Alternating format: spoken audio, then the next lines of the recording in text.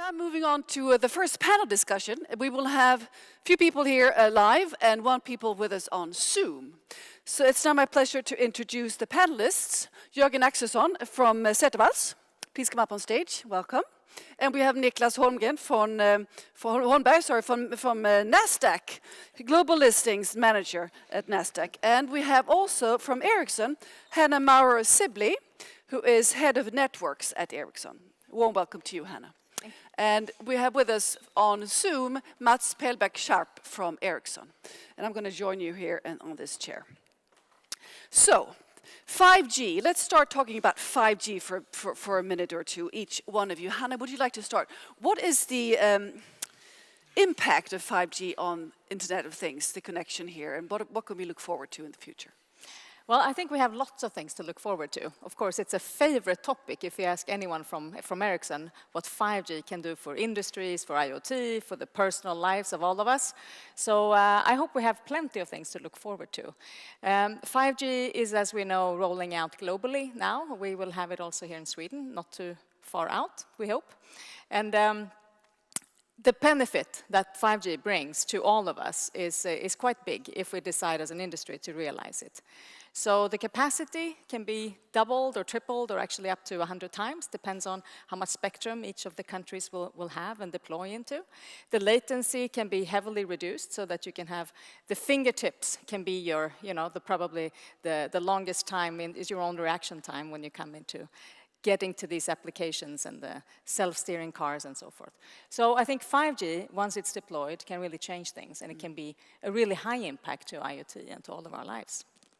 Let's move to Mats, who's with us here on Zoom. Pellbäck Scharp, he's Head of Sustainability at Ericsson. And the implications for your work with sustainability at Ericsson of 5G, Mats? Yeah, thank you. I think from a sustainability perspective, of course, I don't know if we realize this, but most of the drivers that we are seeing right now are coming from sustainability.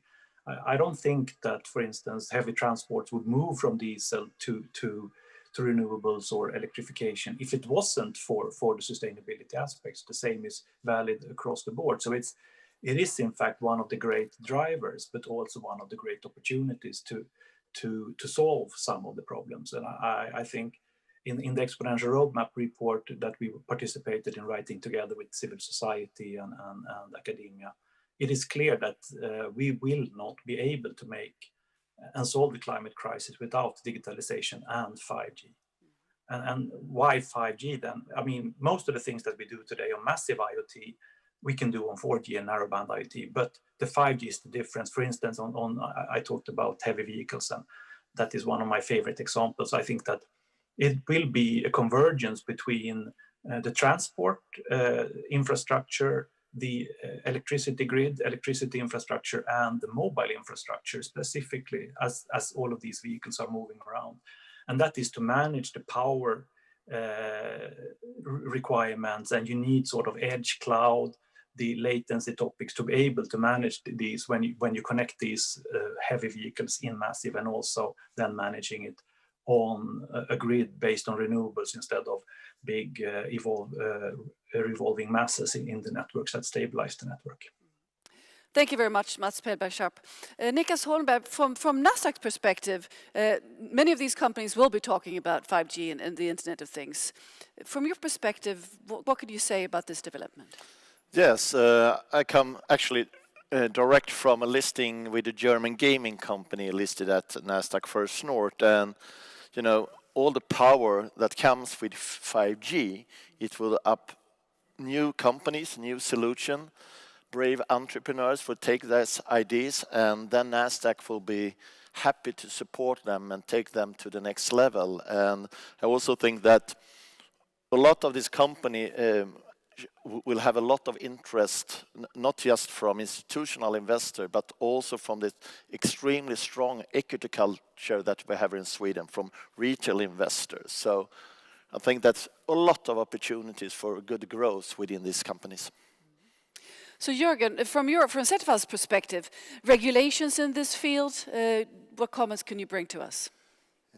Yeah, we have to start with to ensure that everyone is able to use 5G, and we may start to say Sweden is a little bit behind, but in end of this year, presumably in November, the auction will take place, and after that we have a frequency on the operators. So that's kind of the first step to build the infrastructure platform, you may say. However, maybe that's not the most challenging thing in the legal perspective. The more challenging thing is coming, and that's actually related to data. There will be a tremendous flow of data, and honestly, the EU is behind both United States and also China, and there is now a lot of ambitions on the EU level to try to take some really big step forwards. The EU have had a little bit other aspect on this comparing with the US and maybe China as well. That is, we started actually to focus on the personal data, how to secure fair treatment of personal data. Now we have this lovely GDPR framework in place, and now it's time for the next step. How should we protect data? How should data be used between different players in the private field? And do you foresee any timeline for this being in place? Well, timeline. The EU, they have actually they have started a lot of work in this. We will hopefully see some concrete work during next year. However, we always have to remember that EU is not that fast. It's always the Commission, the Parliament, and so on. But there's a lot of white papers, there are a lot of other initiatives from the Commission that is in place, and hopefully during next year we will see some concrete work. And it's very much focused from the EU perspective on these kind of questions, because from a Swedish perspective, I think we have to remember we always have to treat this at least on the EU level. Thank you very much, Jörgen Axelsson. Hanna, Maurer, Sibley, in terms of, is there anything that is too far in this field of IoT and AI? Do we have to regard any limits, any borders for this development? Well, any limits? I guess we always say that the sky is the limit, right? But I really can't see that right now we know what the limit would be in that case. But I think if we look at what we have seen for now, when we introduced 4G globally, we saw that brought up the app ecosystems, right? I mean, everyone has now, we're all glued to our smartphones, right? And all that industry, and you talked about the industry growth. So that whole, ecosystem just exploded with the mobile data. So now we will have 5G. So what can that bring then? And what would the limit be? But I think let's look more at the opportunities. If we had this app ecosystem really blooming and evolving after we had mobile data with 4G, maybe it would be the enterprises and the industries and the digitalization of industries. That would be the new ecosystem with 5G. Maybe that would be the fun new thing to look forward to. And I'm sure there will be lots of companies that would be interested in that growth. So anything we heard earlier here from TechPool, for example. So anything from connected industries, connected devices, making sure people don't have to be in hazardous environments, right? Maybe we don't want to be having people in mines or on oil platforms or in places where people really shouldn't be. So I think I would like to say that instead of creating limits, let's try to remove the places where we don't want to be at. Let's try to make sure that the industrial 4.0, for example, really gets a good connectivity with 5G in order to take the next step to be more efficient, to be more safe, and to just really unlock lots of new value with 5G. Thank you very much, Hanna. Mats, what is your opinion of the there is a debate on some platforms in society about the health hazards and environmental hazards of 5G. Or what could you say about this to reassure us? Well, I think there is, from a physical perspective, there is no difference on radio waves if you use them for 2G, 3G, radio, TV, and so on, or if you use them for 5G. So all of that, I think, is the fear for the new to a large degree, and an opportunity for people that are interested in creating some sort of havoc or unease to raise concerns because of digital, social media. It's easier now to get concerns driven around. So I think that there is no difference, and for us and for everybody that builds 5G, we are following the same safety standards that we have done before, and there is no evidence whatsoever on any risks related to radio signaling. So I think that, and that has been reaffirmed by a lot of authorities around the world, and they also include 5G in those statements. So I think we can rest reassured that this will not change that from that perspective. Thank you very much for clearing this out for us, Mats. Niclas, in this era or this time of the pandemic, we shouldn't call it an era because we definitely do not like it, for obvious reasons, in terms of demand for companies that focus on virtual services, what can you say from the Nasdaq perspective? Yes, of course, there are many kind of sectors or companies that have benefit from the COVID-19, and what we right now see, we were supposed to have a very strong pipeline for Q2 this year, but some of the processes was just stopped. The whole market tried to understand what is happening right now. So some of them are coming back right now, and then you also see the new company that for example, 1,200 company owned by PEs, private equity firms today, and of course 1 of 10 of them have benefit and have a completely different level in terms of valuation right now. But what we would like to highlight, and that I think is very interesting for us as Swedes, is that we have so many new companies coming up, new technologies, brave entrepreneurs, and investors today understand, also non-Nordic investors, that if you would like to be part of a growth journey, look in the north, look at Sweden, because here you can help the company and take the company to the next level. With that said, in the rest of Europe, you have family and friends, business angels, and VCs that support the company, but you don't have the public market.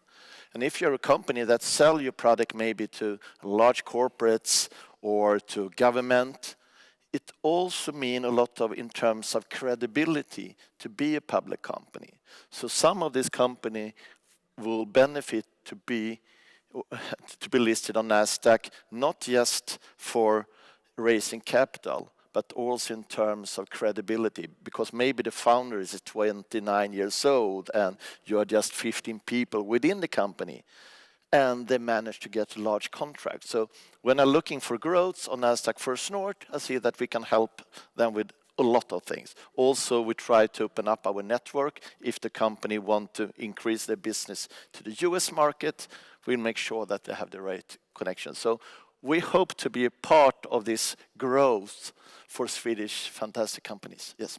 Thank you. And Jörgen, from Setterwalls' perspective, do you have any comments on what Niclas just said in terms of growth and the look at the north? Yeah, I mean, I agree. We are working heavily in the technology sector, and I think we are assisting a lot of the companies knocking on Nasdaq's door. I think it's many different interesting areas. I think we have a particular focus on the fintech sector. That's also due for regulations and so on. It's opening up the traditional banks that will be challenged from newcomers. We have also seen, especially now during this pandemic, that the health tech sector is a huge sector, and we see, of course, a lot of companies that have a lot of clients in that sector. And then, of course, the 5G is also, I mean, the basic for IoT, the industry, and we have clients in that sector. And then we haven't mentioned it, but the cloud. I mean, there is the traditional cloud industry, if there is such thing as a traditional cloud industry, but that will also be a bit challenged from other players. So there's a lot of things going on in the technology sector, and I'm happy that we are working a lot with clients in that sector. Yeah, and just to comment on sectors that we see strong growth within, it's clean tech companies. So I was down in the Lund last week, meeting 5-6 companies, and some of them said, okay, we have a great solution now, but when 5G will be possible for us, we have a next level of our products. So even I think that we can use that in a very ESG-friendly company that will benefit from that. And I think I have 6-7 companies now within clean tech, broader clean tech, that are looking for IPOs opportunities. So that is nice. That's promising. Right, Mats, being a sustainability officer, promising with the ESG focus. Mats, Ericsson is very much involved in the exponential climate roadmap work. Could you give a few words on the connection with what you see in this work and what we need to focus on investing in companies that really work on ESGs and clean tech? I think that what we see today is that we need to halve emissions by 2030 to have a chance to reach the 1.5 degree that is so dearly needed if you look on the International Panel of Climate Change.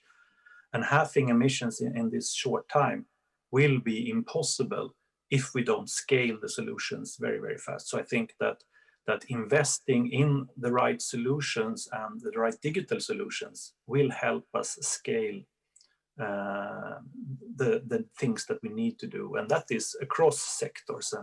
And clean tech is, of course, a word for making more energy efficient solutions and other things, but they also serve across industries and across sectors. So I think that from that perspective, what we see, for instance, is that the ICT sector, our sector, is 1.5% of the global emissions, but we can, and we have demonstrated through Ericsson research and other company research, that we can enable savings in other sectors with up to 15% of the global emissions. So 10 times our industry's emission we can reduce in other sectors, in transport, in smart buildings we heard earlier, in agriculture and across the board. So, but we need to scale these solutions fast. So I think that is really the key message. How can we get them to scale and use the existing solutions and scale them fast?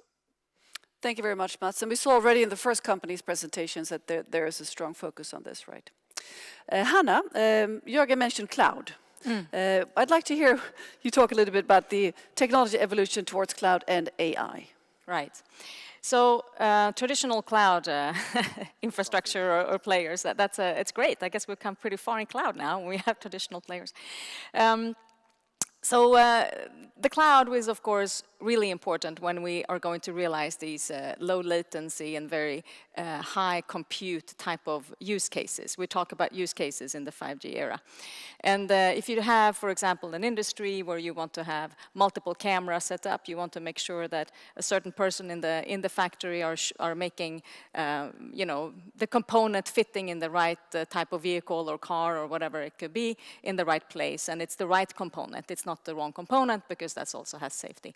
So the cloud compute will be important to have, sometimes very, very local, very central to where the computing is needed. So then you can talk about a distributed cloud in the sense where you actually have computer and data rendering really close to where the use cases are performed. On the other hand, you can also talk about that you can collect lots of compute power and data power up in the cloud further away from where the use cases are being actually activated. And there is, of course, the way that you can have a data lake and you can really make use of more data across many, many types of industries and many types of different factory or floor plants. So I think the cloud is becoming more important in many ways. One is because you can actually have compute close to where it's needed if you want to really have the low latency use cases with self-driving cars and really robots that are talking and working together simultaneously on a factory floor. And then of course also to have a more cloud computing environment further away. So cloud is really something that will be stretched across many types of industries and many types of locations. And it's one of the technology cornerstones, I would say, to really make a leveraging part of the 5G era. So we'll see more of cloud, for sure. Thank you very much, Hanna. Would you like to comment, Jörgen? Yes? Yeah, I can. I mean, I have worked in the IT sector maybe for 25 years, and traditionally a lot of assignments is related to delivery of IT systems. And I mean, 15 years ago, then it was more the traditional one. You acquire servers, and then you have data centers and so on. And today, I must say, 90% is cloud.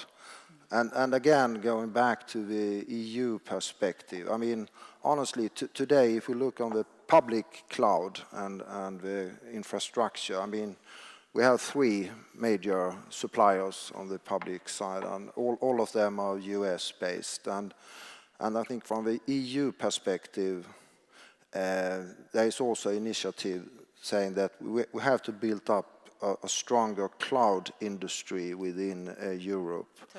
And we see what, so there's a lot of kind of investment, there's a lot of thoughts about regulations and so on, and we will see what's happened on that side. Hopefully also some progress during 2021. Well, thank you very much. In terms of IoT, let's take a step back and focus on that again. IoT in the 5G area. Hanna, I'd like you to give us some forecasting. Oh, goodness. Yes, go ahead. Bring it on. Forecasting. Oh, my, that's not my strong area, I must say. So what we're looking at is, of course, the number of connected IoT devices, right? And we've talked about the billion connected devices, 25 billion connected devices. What does that really mean? So exactly where we will land, I think it's more of, a vision that we want to state, right? But, and I think many of us don't really think about that we're all already in an IoT world. We just don't really think about it maybe all the time. But there are Apple Watches, there are smart homes, there are geolocation of boats, there are turning on your heater in your country house in the winter time, fire alarms that are connected. There's so much already that is IoT, but when we start talking IoT, it feels like, oh, it's something else. But it really, really isn't. It's all about us, and it's all about whatever touch points we have, if it's be in the industry or within ourselves, or if it's our social media connected. So it's all about us, and I think it's already here. So forecasting, I guess, then would be how many connected touch points can we all have as humans? So that will be one. But then, of course, all the stuff around us, right? If everything now gets connected. So I think one of the leaders of Ericsson once said, anything that has a benefit of being connected will eventually be connected. Well, thank you very much. This is all indeed very exciting and promising, right? Thank you very much, Jörgen and Niclas and Hanna and Mats with us on Zoom for sharing your insights in this first panel talk. Thank you.